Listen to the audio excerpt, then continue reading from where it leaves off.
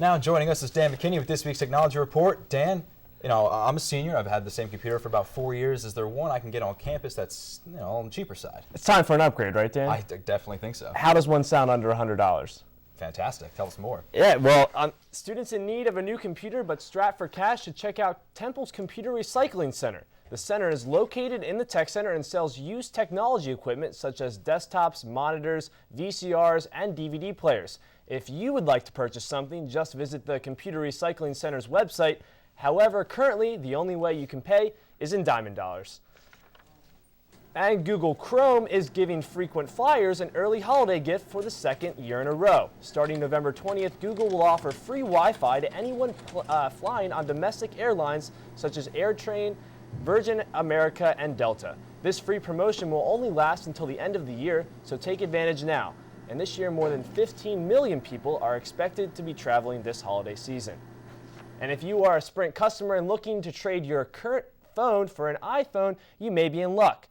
For just $80, you can turn your iPod Touch into a mobile phone through the Sprint network. This new case, called the ZTE Peel, fits around the iPod Touch and allows users to make calls through Skype. An additional $30 a month data plan is required.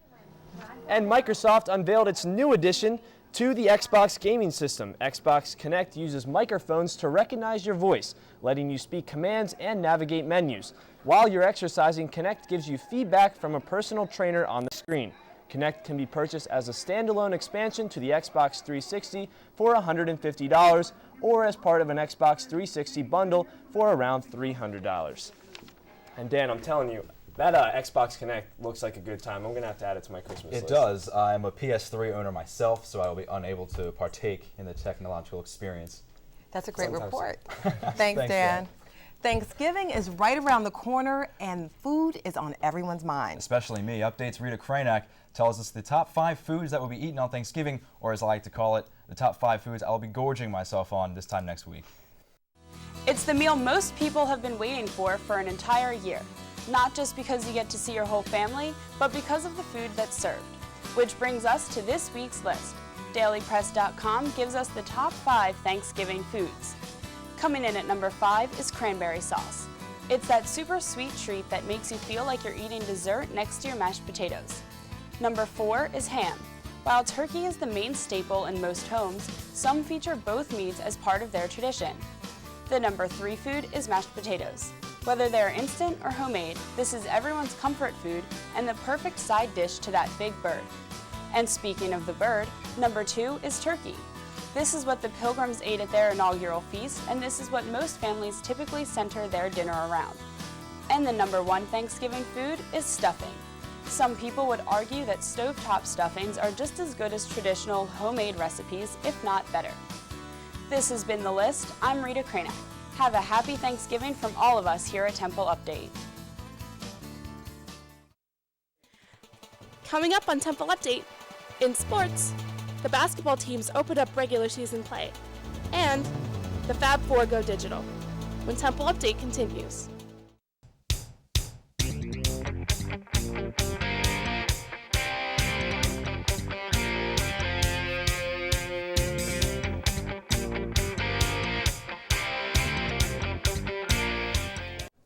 Hey, welcome to the Sports Desk. I'm Josh Rotenberg. Our segment this week is all about the big 2 sports here at Temple, football and basketball, so let's get started on the gridiron. The Owls were trying to remain atop the MAC East standings, but had a tall order on their hands with torrentially pouring rain, and the 7-3 Ohio Bobcats came to town. Mike Girardi went 28 of 48 for 311 yards and 2 touchdowns, but it still wasn't enough as Temple fell 31-23. This hurt any chance for their first conference championship and delayed them their 9th win for at least another week. Well, the men's basketball team has been enjoying some recent success in the last week. The team now has a little time to rest before traveling to Disney World for the Old Spice Classic. I'm going too. Now here's a little fun fact for you. The last time the football and men's basketball teams both started 2-0, it was 1981, and yep, John Chaney was coaching. Fran Dunphy's squad did just that after beating Seton Hall and Toledo in their first 2 games. Well, the women's basketball team is 0-2 after losing their first 2 games of the season. In their opener, senior Quita Wallace dropped a career-high 32 points on the 7th-ranked Ohio State Buckeyes, while Tasha Thames recorded her first double-double of the season against Seton Hall. The Owls return home to face non-league opponent Buffalo on November 19th. Well, the football team's matchup against the Bobcats was more than just another regular season game for the Owls. In order to find out what it really was, I took this cute face to the sideline to see how it was up close and personal. The nationally televised game against Ohio had a lot of meaning and playoff implications for Temple. It was also senior night, and the Owls wanted to win for their upperclassmen more than anything.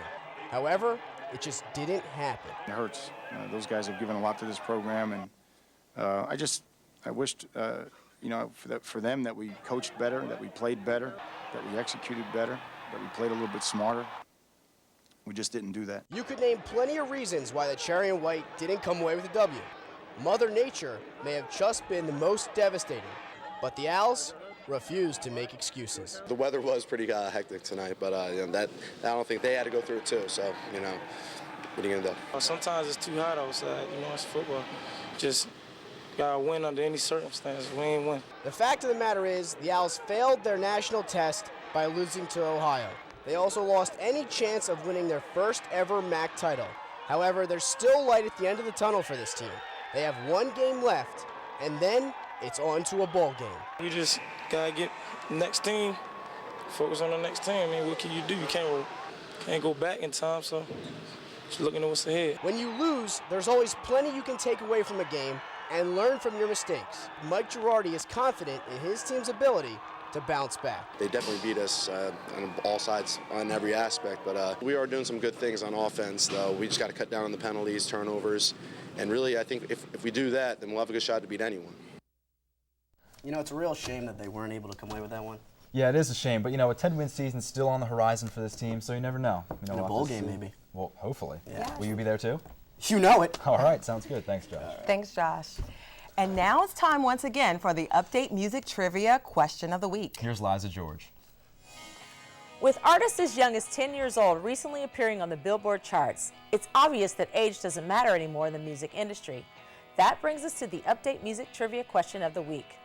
We asked since 1963, who is the youngest male solo artist to have an album reach #1 on the Billboard Top 100? Is it A, Jesse McCartney, B, Chris Brown, or C, Justin Bieber? I'll be back in 60 seconds with the answer. And the answer is C, Justin Bieber. His second album, My World 2.0, reached #1 on the charts in its first week in March 2010. Bieber is the youngest male solo artist to top Billboard since 13-year-old Stevie Wonder in 1963. This has been the Music Trivia Question of the Week. I'm Liza George.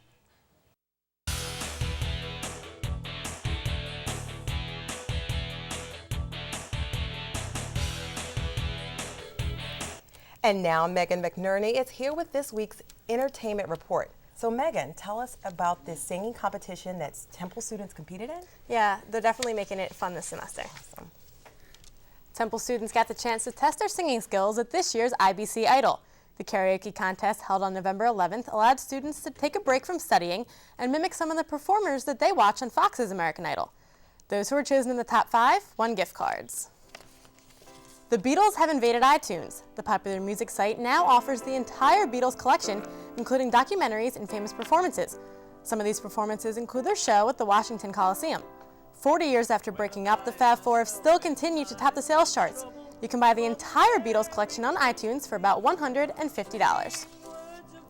The Temple Performing Arts Center hosted the Chamber Orchestra of Philadelphia on November 16th. Conductor Dirk Brossy, along with oboist Jeffrey Deemer and celloist Hein Yi Nai, performed a few classical pieces. The group also performed at the Kimmel Center earlier this week. The Tyler School of Art opened its doors to the Temple community and invited them in for a tour. Over 50 of the school's MFA candidates displayed their work for attendants to take a look at while also checking out the new Tyler facility. This was all made possible by the use of university general activity funds. Temple's very own student-run variety show is on their 6th episode. I got the chance to stop by the taping. It was lights, camera, action in Studio 1 of Annenberg Hall for the taping of the 6th episode of Temple Smash. Smash is the student-produced variety show that is now airing on TUTV. Producers Scott McLennan and Kim Bernick have worked on the show since day one. But now that the program has been around for 2 years, they're facing a whole new set of challenges. I'd say the biggest challenge is the transformation from it being kind of like a club to a class, because we have the new challenges of actually grading and having a set time for everyone to meet, which has been awesome because then we have a crew that's even more loyal than they were before. It's been awesome to now have a budget to work with, that the schools supported us. So it's also financial management. Just as the show continues to grow, there's more pieces of the puzzle to manage, and it's just growing exponentially right now. Despite the difficulty of producing 2 episodes this semester, the School of Communications and Theater has chipped in money for a budget. This money has allowed the development of an art department as well as more of an elaborate set. McLennan and Burnick are both seniors, and since they've worked so hard on Smash for so long, they feel that they both have plenty to be proud of. It's just a lot of fun the whole way through. It does get a little hairy sometimes, but I think it's it's all the artists coming together. I think it's the film kids coming together and the BTM kids coming together, and artists from campus in Philadelphia. It's really cool to see everybody come together in one spot and have fun. It's really just seeing the show come to life and kind of stepping back and letting it happen, and having 45 minutes of the months that we work on it. Really great to see Temple students doing awesome stuff like that. Yeah, I think Temple Smash is a great addition to TUTV. Yeah, definitely. I agree. Thanks, Meg. Well, students who attend the University of Virginia and South Carolina are now getting the chance to learn about Lady Gaga. Both schools are putting on their poker faces and are offering Gaga for Gaga, sex, gender, and identity. This is a course where students analyze how the musician pushes social boundaries with her work. Krista Romanowski, a UVA student, says this is her favorite introductory class. The Seattle River overflowed recently, and a dog named Honey decided to go fishing in the middle of the street for salmon. After misfiring on his first 2 attempts, the determined canine snagged the flopping fish within its jaws and presented the family with a prize. No word yet if the dog actually ate the upstream swimming salmon. Surgeons in Shanghai have operated on a 50-year-old Chinese man named Zhang to remove a chopstick that he had swallowed 28 years ago. Apparently, Zhang had gone decades without having the chopstick removed because it had not caused him any trouble. He thought he had completely digested the chopstick, but he started having stomach problems, which is when he finally decided to seek medical attention. He may have lost his leg to cancer, but 9-year-old Tyler Jones is not letting that slow him down. The Mississippi boy has won 9 medals and earned 5 national titles in swimming and running for his 9th birthday. Jones got the chance to train with his running idol and fellow amputee Marlon Shirley. He also received a package from the Ultimate Fighting Championship. Jones hopes to one day be the welterweight champ. Well, that's all for this edition of Temple Update. Remember, you can always follow us on Twitter and Facebook by searching Temple Update. For Dan Koob and the rest of the Temple Update team, I'm Cherry Gregg. Have a great day. Bye-bye.